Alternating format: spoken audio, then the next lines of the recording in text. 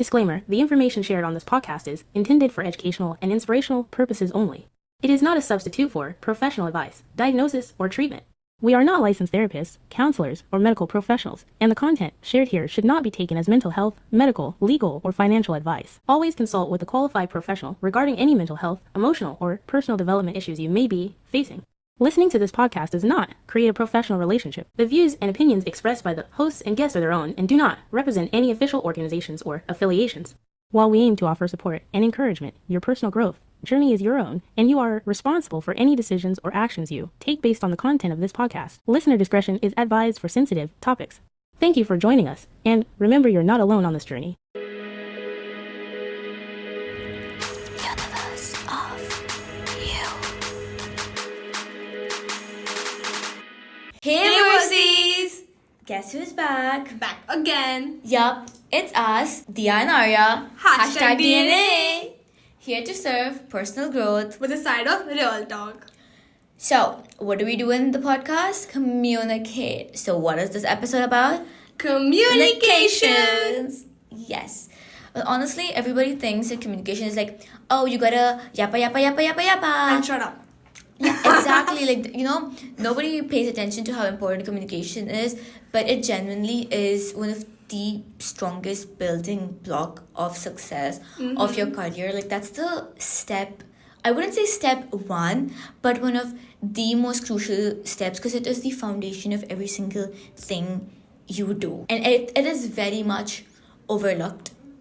So we are gonna really try to focus and bring light to that aspect of your growth journey, because we have noticed like a lot of people really not suffer, like they But struggle. lack communication skills. Yes. Yeah, but communication, it's valid at all aspects in your life. So True. be it personal life or your professional life. So you need to, like, if you don't communicate your thoughts or your whatever you're feeling, I don't think the other person can understand you, and then you be like, no one understands me. But you're not explaining yourself. You're not giving those feelings out for them to understand. Exactly. You have to Communicate it. Yeah, exactly, but not necessarily always through words. That's what we're going to talk about. There's like different forms of communicating. Mainly two forms. There's non-verbal and verbal communications. Yeah, but then like in that you can in that, segregate. yeah. Yeah, exactly. So that's what we're going to talk about. So let's go ahead with the chapter breakdown. So we have understanding communication styles, communication theories in action, personal versus professional communication, common miscommunication pitfalls, as well as steps for effective communication. So starting off with understanding communication styles, there are actually 5 main primary communication styles. Yeah, so those are assertive, aggressive, passive-aggressive, and manipulative. Yeah, I'm pretty sure we have all had experiences with all of these kinds. It's just that We never realized it. yes, exactly. So let us like give you some sort of an example of how they actually work and like our experiences with them. I think assertive would be my favorite. Like I wouldn't say my favorite, but like it is kind of the one Most that sensible one. yeah, exactly, and it works best for me. And I think an example that I can give is like, I understand your point, but I believe we should split the responsibility equally. This is what I've seen, my seniors do, my bosses at work do, even our professors do. This is how I have communicated during team meetings. Right. And this has worked really well. But it's not like, some people might perceive it as like, oh, you're dominating. You're not dominating. You're clearly taking the other person's point of view into account, but at the same time putting your point forward. Like, hi, I understand it. We agree with it, but this seems like a more better option. Like, yes, I understand your point, but this right now seems like a better option. We can use your point for another situation. Like, you're not dismissing the other person, But you're adding on to them. Exactly, absolutely. And I think that is one of the best ways. And this, adding on to someone's point is absolutely fine. A lot of people think like, oh, how can she add a point to me? I know, right? It's just like, especially in teamworks, this is everyone's job. So if someone's adding on to you, it's the beneficial for everyone.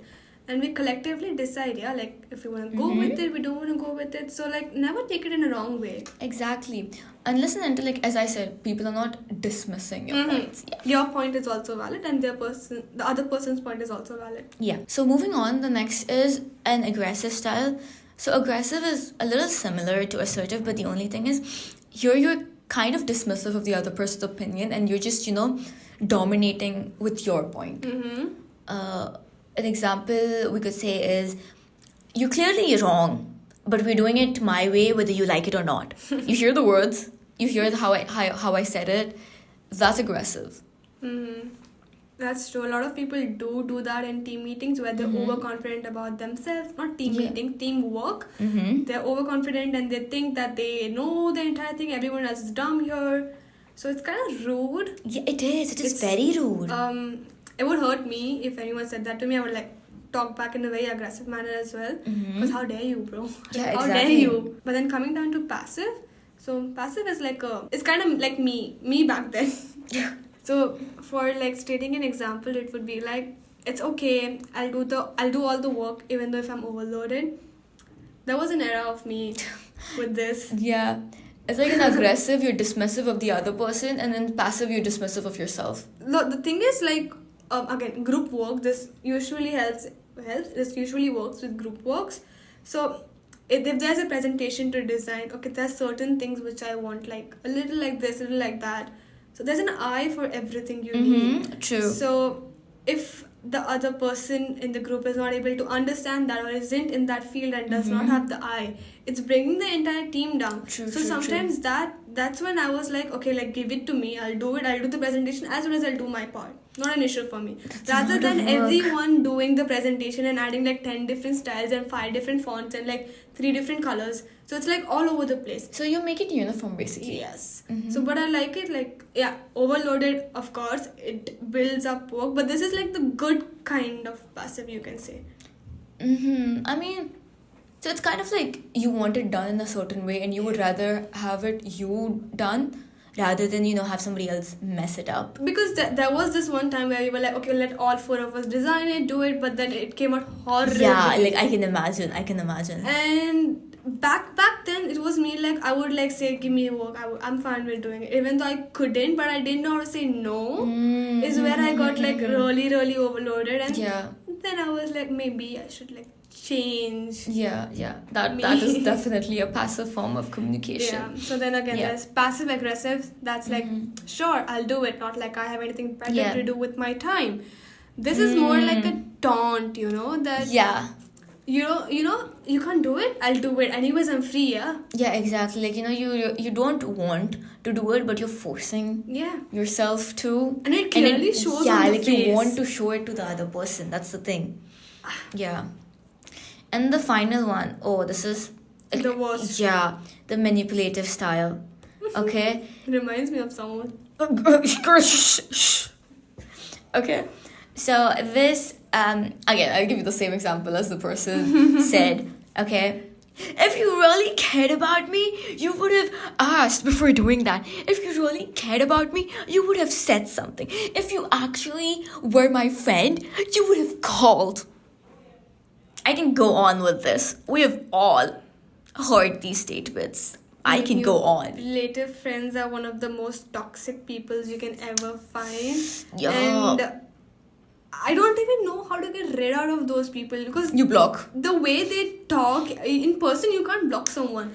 The way they talk is, again, manipulative. So yeah, some people are like a little extra emotional, and this really frauds happen very easily with such kind of people. Where they're like, oh, my grandma is sick, I need like to help her with the hospital bills, send you pictures, this and that, and be like, oh my god, I don't have anything to do in life, I'll suicide, I'll do this, I'll do that. I was a victim of that too once.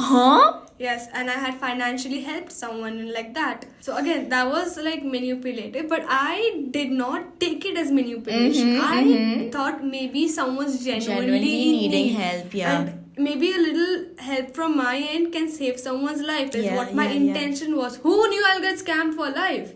For real. And that Oh my that God. lesson was so expensive to me, like till date I cannot forget about Oh it. my God, crazy. So like just be a little more conscious and alert when you talk to people, like Yeah. understand their style. And yep.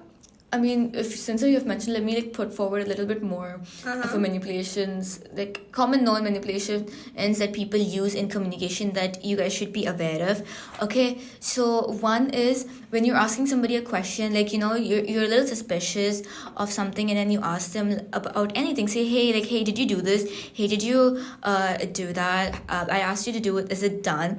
And then they get defensive. And then they get defensive, and then they try to like reverse it back Like a onto backfire. you. Yeah, like they question you back instead of answering your question. That is a manipulative tactic. They're trying to lie through it. That's a lying tactic.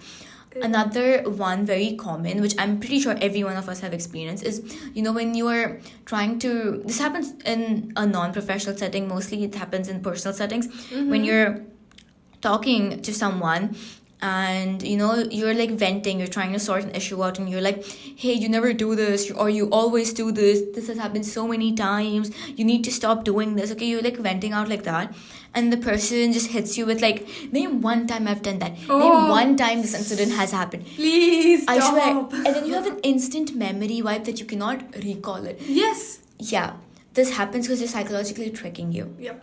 So that is a very common thing, and it makes you, it's kind of like a gaslighting technique, because then now you yourself cannot remember it. The fact that you get blank at that minute and you don't have something to say, and that technically make the other person think that they won. Yeah, exactly. And then you then start to self-doubt. Okay, wait. But here's the thing, they're trying to suppress your feelings. They're trying to gaslight you into believing like what you're feeling is not relevant. So please be very, very careful of such things, of both manipulation and passive aggressive as well. Yeah, because they play with you emotionally and psychologically. Psychologically is the worst. Yeah, true. But let's get on to a positive note. Let's move on to communication theories in action. One of the most common ones, this works both in professional as well as personal settings, and that is the Mehrabian communication model.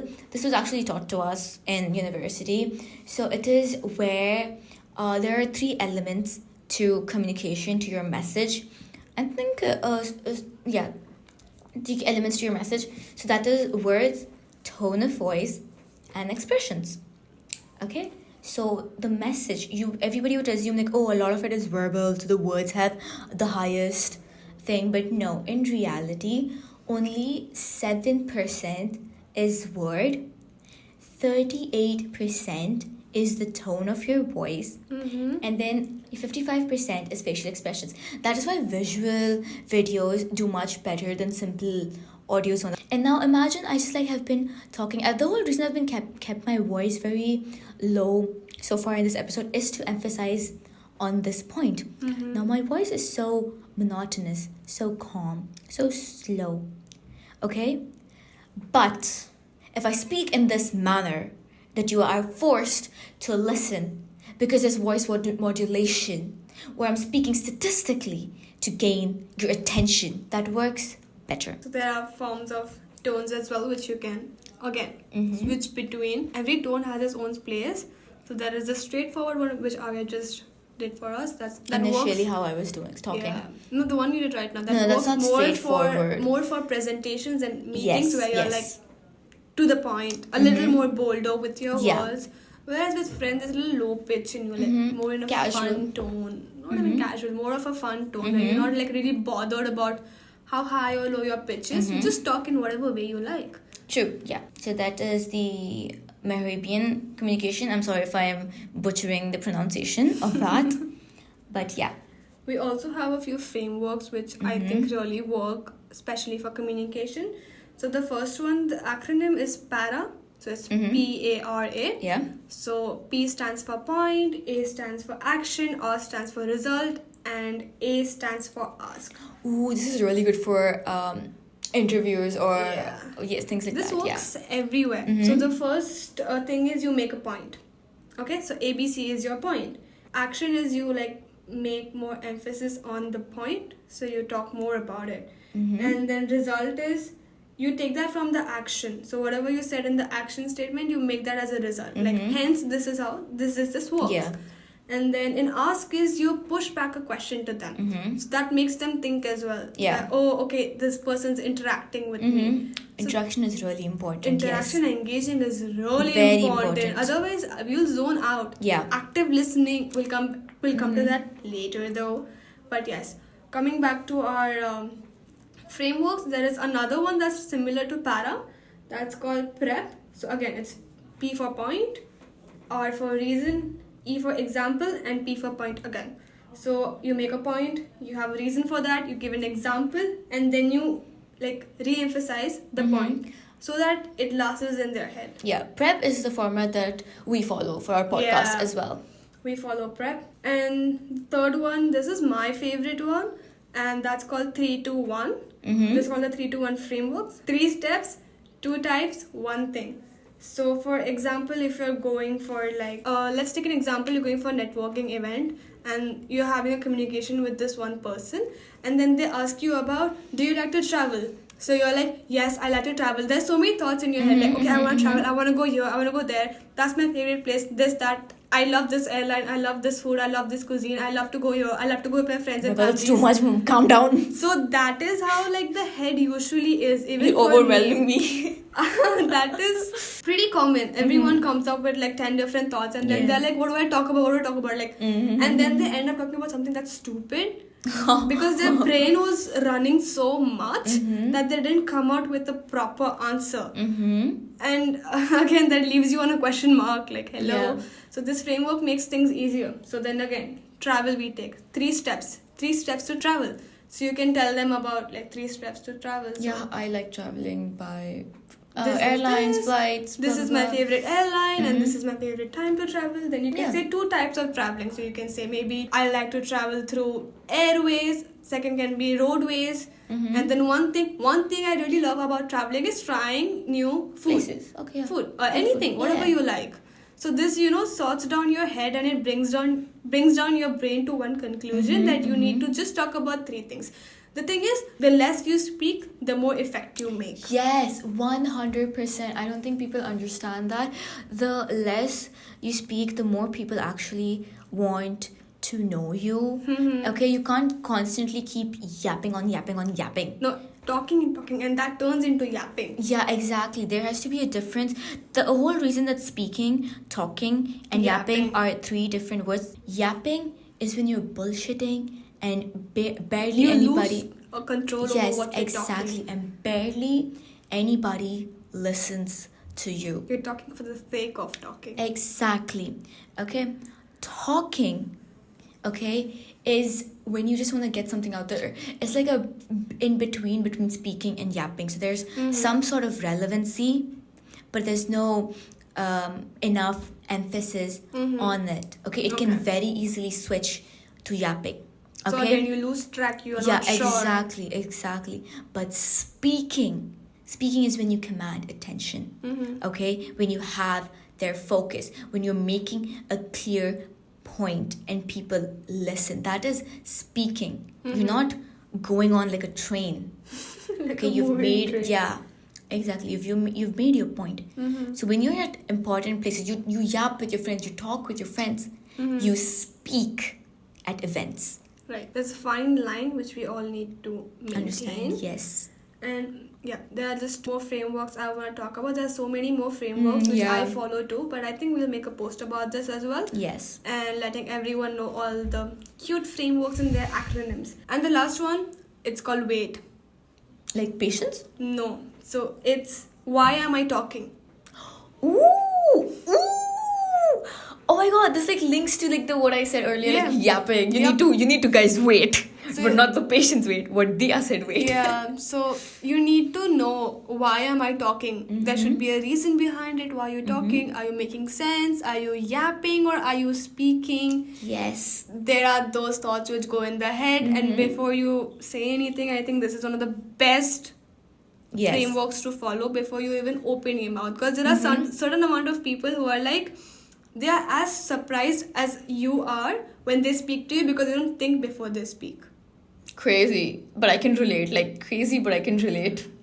So there are some people and they talk and then I'm like, what? And she's like, wait, even I didn't understand what did I say. And I'm like, you just said that. And she's like, oh, I didn't realize I said that. Oh my god, yes. Yes, So, yes. this really is for those people. If you are one of those, wait. Guys, wait. Now that we have all the frameworks and theories down, let's get to a little bit of our personal experiences with communications that we had both in personal and professional setting. When it comes to professional settings, a lot of the times it has been pretty good in terms of in-person communication. One thing that I would say is that I have been trained for public speaking, and the one thing that I would say is when you're having to talk about yourself, right, get a little bit of movement in your muscles, especially your legs. Don't be like fidgeting jogging, but like a few steps, like talk while walking, because then that keeps your brain in a moving manner, and like keeps your brain activity stable. So as you said, that the travel example where there's so much thoughts going on in your head, so walking actually helps you center your thoughts. So this is one trick that I learned in my public speaking training and all of that. We had like 5 minutes to come up with like a 2-minute speech and present on the spot. So that's critical thinking. Kinda. Like a part of it. Yeah, a part of it, yeah. So walking really helps you collect your thoughts and structure them really well. So if you're communicating at a networking event, I have found that, communicating while walking really helps me be a lot more presentable.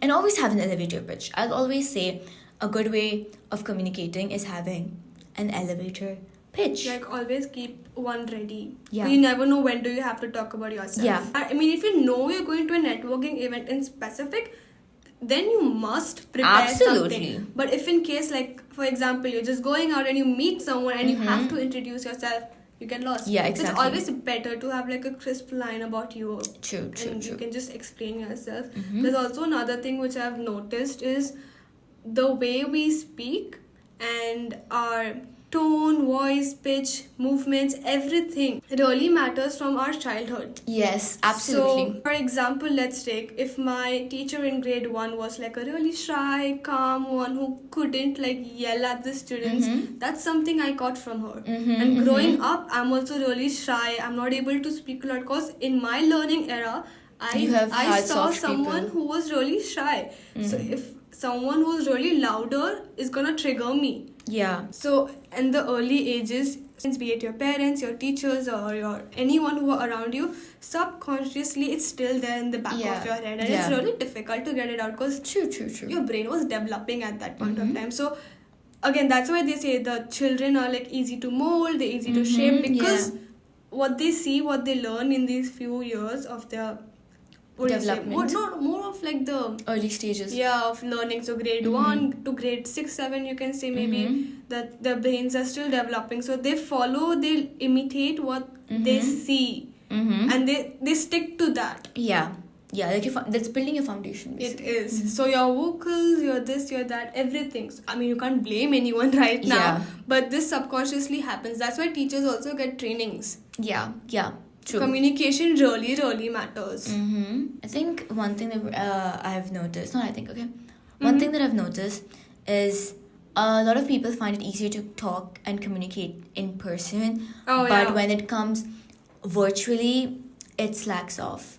So they will be completely on point in everything in person, but then they won't respond back to emails or text, or they will respond really, really late. Now that isn't good either, because now a person is expecting a response and you're delaying it and it's delaying other work. I know that that's a flaw in me as well, and I am working on that myself, but then that is also an issue with a lot of other people, especially if it's in a professional setting. Oh, that's bad. Yes, it becomes even worse. It really bothers your performance then. True. Saying that you're unresponsive and then you're this and that. Yeah. But then there are two types of people again who can talk online, who can't talk online. And there's again texting people and calling people. Yeah. So again, Arya and me are like those two different people. I prefer texting because while I text, I can do 10 more things at a time. Arya is like a call person. Yeah, absolutely. And she'll call me up and I'm like, okay, maybe I have to delay stuff by an hour or so. Oh my god. Because I need to focus when I talk. Actively listen and then respond back. For me, it actually works different. Like, if I'm texting you, like, my attention has to be on the phone. I'm like waiting for you to text back, and I'm not doing anything else. But when I am on call, like, I can listen to you, pay full attention to you, respond to you perfectly to what you need, but at the same time be able to do something else. No, it works the opposite way Yeah, for exactly. me. Because again, when I'm listening to you, I need to actively listen in order to understand, decode your methods, and then respond. Yeah. This also brings us to the the main framework, the first framework of communication. Sorry, guys. That's framework of communication. So let's talk about that The a little bit. stages, right? So the first one is you encode a message, Then you send a message. and then you choose a platform or a medium to send your message through. Then you receive the message. Then you decode the message. And then there's feedback. Yes, but in the medium, there's also noise. So Yes. noise in this term means, like, for example, if it's WhatsApp here and if you don't have a stable Wi-Fi connection or concert or somewhere where you can't, like, text, that's noise. So like disturbances that cause in sending the message to the other person. Yeah, it's not necessary. It has to be like background noise, music, blah blah blah. But it's not that noise. Yeah, it's not that noise. It's any hindrance in sending the message. Yes. Is noise. And even social media, for that matter, social media or internet makes you overwhelmed. Yeah, It always did to me. it does to me as well. It does to everyone. But this was all for professional communication. environments. Yeah, in person also there's so many issues with communication, and I'm 100% sure we've had that with friends, we've had that with families, we've had that with partners. And again, what happens is that especially when you're hurt or emotionally heightened, you kind of I wouldn't say neglect, but then you're so focused On your yes, thoughts. exactly. And then sometimes you get loud, sometimes you get aggressive, sometimes you burst out and you have a little less emotional control than you would normally, which is all very normal. Human. And one thing, so I've seen this as like a quote, the biggest thing in a relationship is not communication, but rather understanding. Right. No matter how much you communicate with a person, if that person does not want to understand you, there is no point So of communication. Communication and understanding go hand in hand. Yes. They are more like siblings. Twins, basically. Yeah. You have to go with both. Exactly. Otherwise, one will get upset. Coming to common miscommunication pitfalls, I think what happens is a lot of the times, as we said, understanding is so crucial. When you don't understand and you assume, it causes a lot of, that is what causes miscommunication, because you're assuming. This is one thing our professor told us. She's like, never assume for assignments. Yes. Come to me. And then he told us about this one tiny story. So the way assumption or assume is spelled is as you and me, if you see it that way. We'll type it down and put a story as well. But he basically meant that if you assume, you make an ass out of you and me. And then there's also culture and language differences. This comes especially if you're like a person who travels a lot and goes to a lot of countries. Language barrier, one of the biggest things. And then jargons and slangs. Technical a lot jargons. of people can't understand jargons, and it's better to keep it simple. So there's this acronym for there as well. It's called KISS.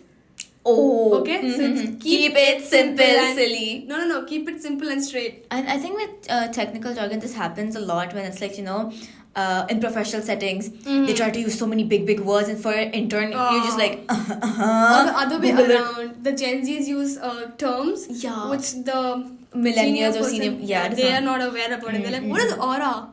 Yeah, I mean, Aura points. Yeah, not aura. I still don't understand what is skibidi. Oh I still my don't God. understand what's Ohio. Bro, stop. I have no clue.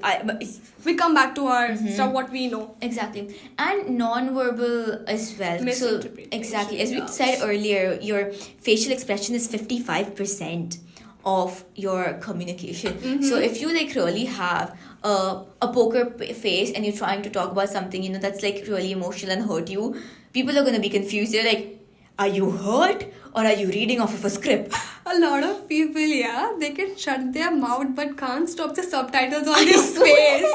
Like your face is subtitled. Like, even if you shut up and you don't say, like, if you don't laugh out loud on that person or like say something back, but your face, your eyes can clearly tell I swear to that God. something's going on, and like you're rolling your eyes, you're smiling wide, like close those subtitles as well. And some people who do not give subtitles, please give some subtitles at least. Yeah. Anyways, you talked about a lot of miscommunication things. Now let's get to how to effectively sort this out and like have Yes, effective communication. I think we all need that. Firstly, listen. Okay? Listen. Actively listen, not just listen. Exactly. Yeah, that also reminds me of this one quote. It's one of my favorites. There was an owl lived in an oak. The more he heard, the less he spoke. The less he spoke, the more he heard. I wish all of us were like that. The next thing is, we mentioned, right, about nonverbal cues. So you have to pay attention to the subtitles on people's face. Not just face, but the entire body language. The body language can tell you so much about a person. And So non-verbal communication also matters. So the way you sit, your legs are crossed, your arms, how are you placing them? Where are you looking? Are you sitting straight? Is your back hunched? It all matters. It shows who you are as a person. Yeah, and how effectively are you present over there. True. And to also sum up the entire episode, there is this one exercise which I recommend all of us to do, and I still do it. So you sit in a room, wherever, not a room, but wherever you're comfortable in. For example, a room. You keep your phone device, something that can take a video of you, and you talk about something for 5 minutes. It can be about anything. Don't read out, but like critically think and like maybe on the if spot you talking. want, not like really on the spot, but think about little research plan, but don't refer when you read or when you're like recording So it's kind yourself. of like a public speaking exercise. Kind of, yes. And this also is for effective communication, though. So once you're done with your 5-minute recording, you first see the video. You understand that what is catching you, okay? And then you only see the video without the audio. And then you realize, okay, why are my hands not moving that much? Why am I like looking just towards the camera? Why am I not moving my face around? So example, if you're in like a setting where you have to, talk to a mass public. So you're not looking just towards the clock or like maybe just straight. Question mark. So again, so once you're done with just seeing the video, you just hear the audio. Is the audio hooking you? Are you able to catch through? What are you saying? Are you able to imagine? Are you a good storyteller? Is your story making sense? So once you're done with this, you make notes where you analyze your own video as well, and you really understand, okay, where do I need to improve? And this involves no one. This involves only you and your phone. Yes, and you need to be a little more critical towards you when you do this, so that you become a better speaker when you go out. So this is something I would say all of us to do. There are 3 more techniques which we can improve our articulations with in specific. There is this one very famous one which even Deepika Padukone does. Deepika Padukone is an Indian actress, if someone doesn't know. So she always carries a pencil with her and she puts it in her mouth. She speaks on purpose with the pencil in her mouth.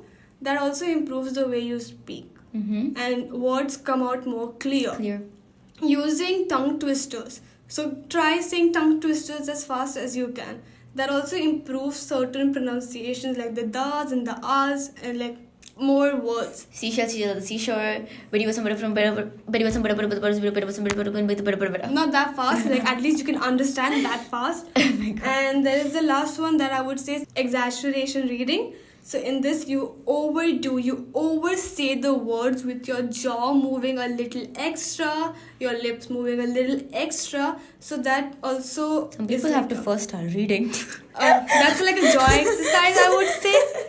And it also helps in proper movement of lip and tongue. Because in this, you're completely like using your mouth over here with like overdoing it, extra doing things. So yeah, these were some tips. I feel like these are really, really helpful. True. Try them out. And yes, we are always here to help you. Yes. If you need anything, you can also DM us on our Instagram. That's universe.of.u. That is it for today. Keep glowing. Keep growing, And don't forget, life is a journey. not a race. See you next week. We've got your back.